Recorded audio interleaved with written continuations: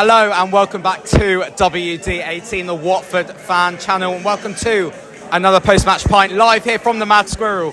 Finished at Vicarage Road, Watford 3, Rob Edwards is Middlesbrough 0. I'm joined as normal by Charlie Cesara. Charlie, we'll get into it properly, but one word to sum that up. Class, great one. And special guest today, we got Jordan Wiemer, aka Watford Analytics. Jordan, welcome on. You've had a few appearances on the channel. Have you been on a post-match pint before, actually? I have. You were absent. I came on here one time before. Jacob was in your seat, and it was after another win, so I'm doing well so far. Doing well, 100% record. When are you coming back, mate? We need you. I'm here next week, so fingers crossed. Fingers crossed. Yeah, 2 games coming up this week for Watford as well, which we'll touch on at the end of the video. But we'll talk about today, which was just, for me, perfection. I don't think that performance could have been any better, to be honest with you, from every single player out there on the pitch. We'll start off talking about the lineup. Jordan, it was 4-4-2. It was 3 changes. Abankwah came out for Matty Pollock after being sent off last week. Kayembe and Sissoko came out for... Who came in? Kipriano came in from the start. And who else was it? Came Bar in on the right. Bar on the right and Dumbia up front. I can't remember the changes exactly, but Jordan, thoughts on the lineup beforehand? Because everyone was pretty happy with it, I thought. Yeah, I think after we've had some strange lineups so far under Javi Gracia, so it was good to see something we could see what the plan was on paper straight away. Clearly a 4-4-2, and obviously it worked out. It suited us, but yeah, it definitely felt more positive, I'd say.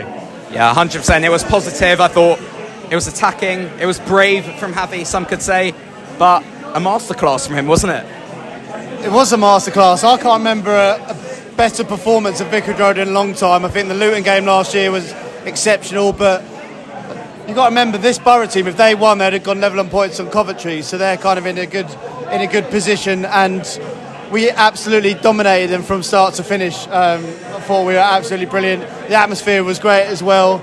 I've been with you in the Rookery quite a few times, but I can't remember it being that positive, that loud. Everyone getting behind Javi. The lineup when it came out, it's one of those where all the fans buy into it. I was a bit worried. I thought with Bar and Vata, I was thinking it's not a lot of defensive cover. Hector's going to do a lot of running, and he did do a lot of running. Jordan, question for you. I know you're a considered man, you're calm, but are we back? I think it's safe to say we're back, isn't it? Yeah, I think undoubtedly. Just announce the promotion party now. Just bin off the rest of the season. I think it's not too rash to say that we're going to get promoted after that. Yeah, no. As you mentioned, though, it was you couldn't really have done much better with what was asked of us. I thought we kind of handled every situation really well. We made Middlesbrough look pretty average for most of the game. I think they were pretty average today, to be fair. I am curious to see how we do against different setups. I think today was a perfect matchup for us, even with the quality that Middlesbrough have and how well they've done this season. I think when you look at the team sheets on paper, you can still see where the battles will be won and lost, and they all came up for Watford today. But it did feel like a good opponent to face, especially at home, and test this new shape out. It's the first time we've really seen us play with that width. You obviously had Vata coming very narrow, kind of inverting, drifting into midfield, very Roberto Pereira-esque, and then Quadro Bar with that raw pace and power. We need to find a way to make sure Bar can still get on the ball in space, and we did it pretty well. Yeah, I agree with you, and I want to get straight into the goals today, because I actually want to speak about every single player today, including Egil Selvik, who made a fantastic save as well in that first half. You mentioned just that Bar running into You've space. been very harsh on Selvik recently. I have been harsh on Selvik recently. I thought it was really good. That save in the first half from the free kick was absolutely brilliant. And also there were a couple of corners that were right on top of him as well. A couple maybe he could have caught, but he was a lot more commanding today, a lot better. I don't want to be overly critical of him because he's a huge upgrade on what came before, but I think he's almost a victim of his own success. I think he came in, was so good initially, had a few shaky performances, and I think his confidence took a bit of a beating from that. But a big save as well in that first half today, wasn't it? Yeah, massive save. And there was another one too where he kind of just punched it out from goal, and it was great clearance. He was really positive. And I think too, we're probably also a little bit edgy as fans around goalkeepers now. I think we've got to recover from the Backman era to settle down a little bit, because any sort of issue and we start to get pretty concerned. But no, he was good today. He was solid. Yeah, brilliant. Going to the first goal, because Jordan, you mentioned just now about Quadro Bar getting into space, and that's when we see the best of Quadro Bar. We haven't seen it enough this season, whether that's Bar's fault or whether it's the way we've lined up tactically. We'll let you decide at home. But I think it came from a corner, a set piece of Middlesbrough. It came out to Imran Loser, who managed to ping a lovely ball. Dumbia did really well to hold it up, to give it to Loser. To Loser, who managed to find Bar in space, attacking his full-back. Quadro Bar at his best, who found Loser, who was able to a lovely side-foot finish home. But yeah, Charlie, thoughts on that goal? I know you mentioned Dumbia just now, but yeah, a really good goal, wasn't it? Probably get to Dumbia, who's for me the man of the match for his outstanding. But yeah, great to see Quadro Bar in the starting 11. Like, we did our predicted 11, and we were like, I don't know how he fits in this heavy team, especially I think Matt Target beat him in the second half. He kind of defensively he might not be as strong, but that is exactly why Quadro Bar's in the team, because he is unstoppable at time. Matt Target was quivering the whole game, and he beat his man. And do you know what? He should have had an assist against Coventry when he got it back to Vata. This time he did it for Loser, 1-0, and that is why Quadro Bar's got to be in the team. And every time he plays, I know he's had a tough start to the season, but he always produces. And even this season, like when he came on against Southampton, I think he's good quality. So I'm buzzing for Bar, and hopefully he can nail that spot down in the team. Yeah, that was a moment in the second half. I turned to you, Charlie, because I think Bar got past Target, the ball was recycled, it came to Bar again, and Target almost just looked up like, I cannot do this again. A general question on Bar, Jordan, because I'd be really interested to hear your thoughts on this. You're also quite knowledgeable in the physio sector, and is it your job full time? Are you a physio? I work with a lot of physio, so strength and conditioning for athletes. So I'm around a lot of injuries. I've picked a few things up over the years. Yeah. Interesting. I mean, Bar, he's got a unique body shape. We've spoken about it a lot. Maybe not to anyone of your expertise, but his build is interesting. Do you think, in a way, he might be holding back a little bit? Maybe a bit of a confidence thing with his injury record. Yeah, it's a unique thing, really. I mean, as you say, he's obviously big and powerful. He's explosive. He's carrying a lot of muscle mass, and with that comes some problems. You know, when you think about football as a sport, it's a lot of explosive sprinting, burst, change direction, but you're also running a marathon too. So that's why generally you're going to see footballers be a little bit lighter in their frame. Add in a player like Bar, he does bring a lot in terms of that ability to beat a man. He's physically dominant in every game he plays. But the offset to that is you are going to be at a higher risk of issues occurring. Clearly he's had some soft tissue issues over the years with us. It's finding a way to get the best out of him on both sides. You know, maybe Adama Traore is the one you look at as a comparable player, but yeah, it's a tough one. It's an experiment, really, because not many teams carry a player like Bar, and not many players try and stick to that style of play because it's hard to maintain. Whether or not he'll be encouraged to change it, I don't know, but I think a lot of it is quite natural for him, so it's hard to do. Yeah. Just on Bar, and I don't want to barely any negatives, but he does need to, I think, have a bit of football. He needs to improve his football IQ in some moments. There was one in the first half where he overran it, and he's just so physical, and everything's 100 miles per hour, and he got a yellow card, and like another day if he kind of goes over the ball it could be worse. So especially I think at that time the crowd was up. I don't know if he went 2-0, but if he just calms it down and like kind of what they say about strikers in the box, really take a breath, over his whole game he could be a really, really good player. That was a really tough one to game plan for, like as a coach too, because you've got to accept a certain number of limitations. You know that your game plan is going to have to change when he comes off because no one else is playing like him. It's tough when you build a team around someone who might miss 40% of games potentially. So yeah, this is still like an experimental season on how we manage Bar, because so far we've not had a ton of experience doing it over the course of the season successfully, at least. Yeah, definitely an interesting player, and a really good performance for him today, I thought. The second goal from Luka Kiramgor, who a first of 2 goals today. We'll come on to the last goal in his one goal today. We'll talk about the first goal, at least for now. A brilliant bit of work from Jeremy and Ngakia on that right-hand side. I'd argue one of the unsung heroes so far this season, Jeremy and Ngakia. Kiramgor, I think, has been a really, really good so far this season, actually. I think he's needed a goal, and today it came. A brilliant bit of movement and a brilliant finish, Jordan. Yeah, it was really good. I mean, weak foot as well, wasn't it? Across the body. It's extremely tough finish to execute, and it looked like he maybe kind of didn't get the cleanest strike, but it was a great finish, and as you said as well, great cross, great movement. I'm actually just impressed at how clinical we were in all our chances today like that. And yeah, those 2 goals especially were really, really impressive. And Kiamgard again impresses, yeah. Clinical is one way to describe it. I think it was something like 2 shots on target in that first half, 2 goals. I think Mark Boller, I can't remember who put a really nice ball down the left, and Boller, it could have been a penalty like the guy, but I think when he gets into the final third, sometimes Boller, especially in the penalty box, he freezes up, but very clinical. And Gakia, outstanding again. I think he's been brilliant this season, putting that ball in. But yeah, if you look back at voice is gone. Too excited. If you look back at Kurangard's goal against QPR as well, similar. He's got good movement, but I just think, and I don't know what you think, Jordan, in terms of the system, he looks so much better with someone up there, because when it's all him, and it's like, there was a moment under Pezzolano, it was like direct ball. I remember that Charlton game, it was like basically every single direct ball, it's like, deal with it, and it's not sustainable. But Doumbia was such a good foil for Kurangard today. Yeah, no, I think it does help him to have that support. As you say, Charlton's a great example. He was completely isolated. I can think back to a bunch of steals from that game where there's not another Watford player in sight. He's up challenging for a ball.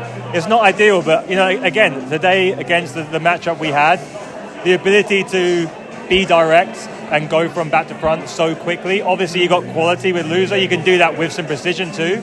But it wasn't just Doumbia too. There are lots of occasions in that game where you can go back and look, and you'll see our 4 forward players were in a straight line when we're countering. We get a turnover, we can go forward quickly, and yeah, it's gonna give him lots of opportunities, and he looks a better player, as do those around him.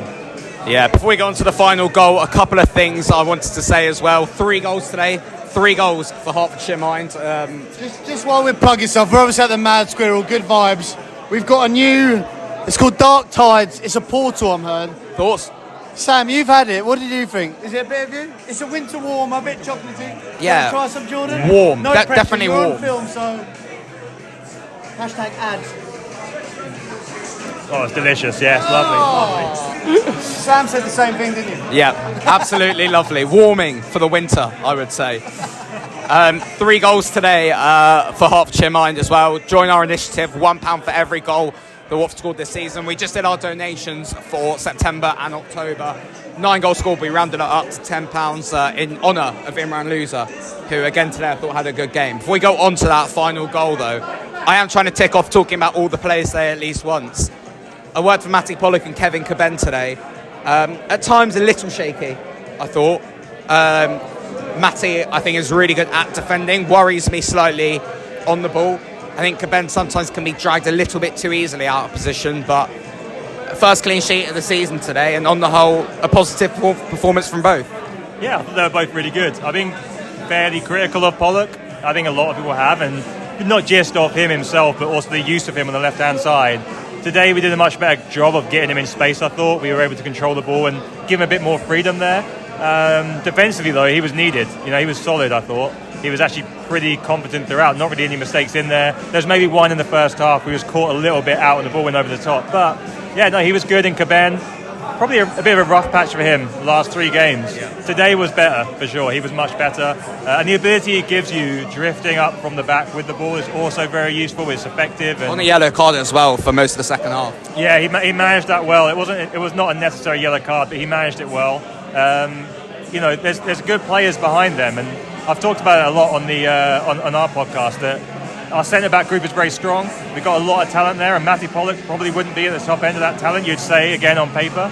But you look at the options we had today, they still put those ahead of him, and he did well. He earned his place. If I had to... Sorry, Jordan, who would be your starting two? I know, Pollock's been good today, and it's a bit of a hard question, especially we haven't seen foremost Mendy. Who would you think is our strongest two? Obviously, a Banqua suspended. Mendy was out of the players that came in this summer. Mendy was one that I got to spend more time watching.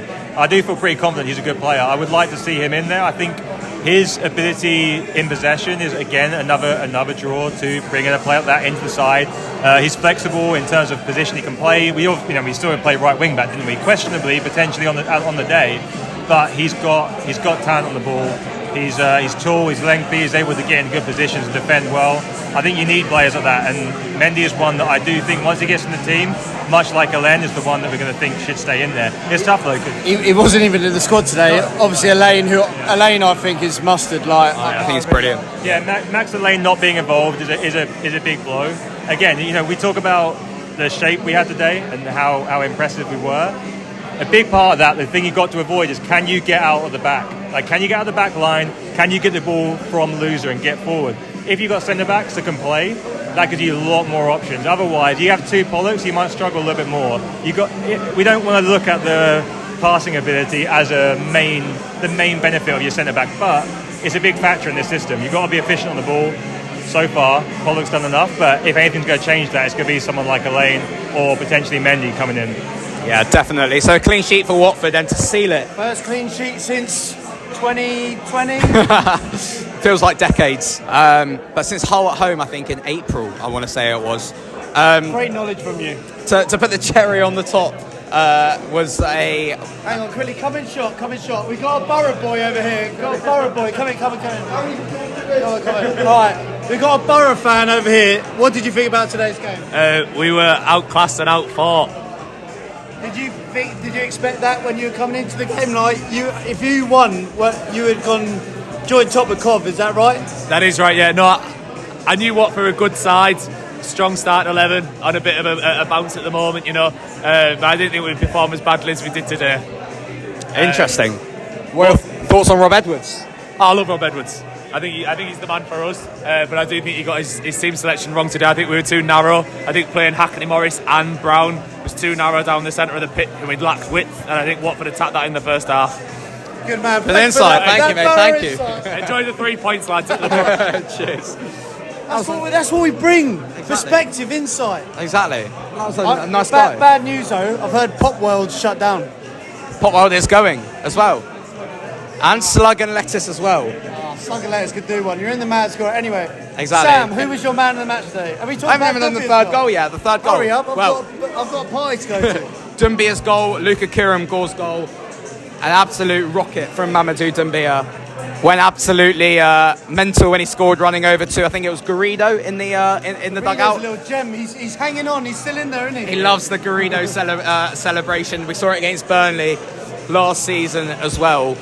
I mean, it was a brilliant goal, whether it's his goal, Kiramgor's goal. Doesn't matter, we got the 3 points. But what impressed you today about Dumbia? I think, again, just his ability to work. His ability to work throughout the 90. There was one moment right at the end of the game where he was put through, he was fouled in the box, down for a moment, the ball was coming back up the pitch. He was still not the last one back. He was up off the floor and back in our half in the right mid position, defending, covering bar. And that was just, I think, summed up his game.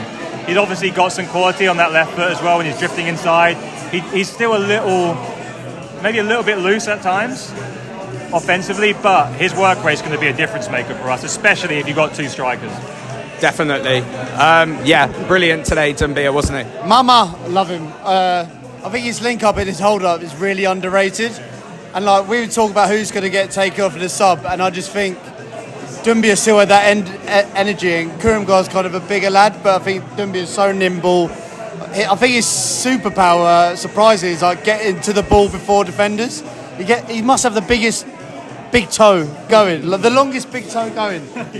I think he's class. His age, that goal today was magic. He had, when he came in last season, he was great. The fact that Pezzolano throws him out. I was going to say another damning indication of. We got in trouble last time we done a post-match pint with Dave for a transfer, but I was going to ask Jordan, not for a scoop, but why was Dumbia not in, and Wiemer as well? It's not great. I'll put the pressure on him there. Yeah, no, I think you can pass. No, I think the thing is, it's clear with a few of our players in that position, Dumbia and also Wiemer, you mentioned, it wasn't a fitness issue. It wasn't anything to do with their availability. It was a choice, and when you look at games like today and you see the way that Dumbia played, it's hard to argue that it's down to ability, right? So there's a clash with the two there, and yeah, all I know is that those players are not the only 2 that have problems, and I think ultimately that's a big reason why we saw what we saw happen with Pezzolano, because as we've seen too, the results were starting to improve. So yeah, definitely results are improving. Before we take a look at the big picture and talk about our man of the match for today, I saw Charlie composing a new chant today in the Rookery. I'm passing it over to you, Charlie. We need a rendition, please. The voice is going. Voice is gone. Do you like the Dumbia chant, Sam? I'm not a fan. I was a fan. Dumbia. He's in your... I want a rendition of the song that you were making in the Rookery. It was about Rob Edwards, and I've got respect for Rob Edwards. I know he was getting some stick today, obviously ex-Luton. And it was along the lines of Oasis, Stop Crying Your Heart Out. Think that's Frank Lampard. When Luton are in League One, etc., etc. But I need to flesh it out. But I don't want to disrespect Rob Edwards too much because I'm a classy operator, Sam. You know that. But a lovely man as well. Yeah, you've met him. Have you done your tweet yet? I have. This is Watford Football Club. It's a huge football club. From the words, from the mouth of the man himself. Jordan, you're man of the match today for Watford. I'm going to give it to. It's a tough one. There's a lot of options here, but I think Imran Loser for me was still the one. Wow. Yeah, his ability to. I think when you watch a 4-4-2, you always go look at the two in midfield. You know, with Javi Gracia last time, it's Capu and Decore. They're always at the focus, and to be able to look like it's so effortless to get forward and come back and defend, Imran Loser is central to that. There's a lot of times today where, look at the goal, for example, he scored. He's a centre midfielder, one of the two centre midfielders, and he's making that dark drive and running to the box and finishing off a chance. He's integral to what we do, and because there's so many good performances, I just think that what he did maybe went a little bit under the radar. So, Imran, if you're watching, it's you today. I've got a question for Jordan. Georgie's back on the grass. He's in the family zone with the fans. How does he fit into this team under Javi? Well, if I had any negative to say today, it would be how Rocco Vata went off. Oh, we have to talk about that. Gutted for Rocco. Yeah, so there may be an opportunity for Rocco Vata to his absence to kind of give a spot to Shapatadze coming in. He only can fill that role. In the system as the way it is, it's going to be one of those outside spots. If you were creating a player for Javi Gracia to play in that role, it would look something like Georgie Shapatadze. So, yeah, when he's back, I still think you're probably looking at a good 3 or 4 weeks. He sounds like he was in training, potentially even full training this week. They're going to be very sparing. They're going to have to be very careful with increasing that workload. And I'm sure they'll be looking to get him playing some minutes somewhere before he steps on the pitch for us. That's just on the Rocco injury, but doesn't look great. He put his hand up straight away, didn't he? Yeah. Sam, I don't know if you want to read that out. Yeah, Adam Drury of the Watford Observer. I said that Gracia not sure on details yet, but has just described this as the one negative to come from today. It doesn't sound great. So best brutal. Sam, best wishes to Rocco. I know you're Rocco hosting today and you're doing a great job. But how you've been in the Rookery for years and years. How did today compare? I can't remember a more complete performance than today for a long, long time. A long time. It's difficult to think of You've been there for some bad nights, some bad days. I know, it's difficult because obviously recency bias can set in, and today did feel dominant. I think it was actually 2 years ago, around this time 2 years ago, we were sat here doing a post-match pint after beating Rotherham at home 5-0. And I struggle actually to think of a more dominant but more complete performance over 90 minutes than that, at least at Vicarage Road. I think we were brilliant today. I mean, a player that I wanted to mention, not my man of the match, and I'll hear yours in a second, Charlie, but I think one of the reasons why that front four of Vata, Bar, Kiram Gore and Dumbia could do so well was Hector Kyprianou wiping up in the middle of the park today. Well, exactly what I wanted you to say. So. I thought he was exceptional today. I think he started the season really well, Kyprianou.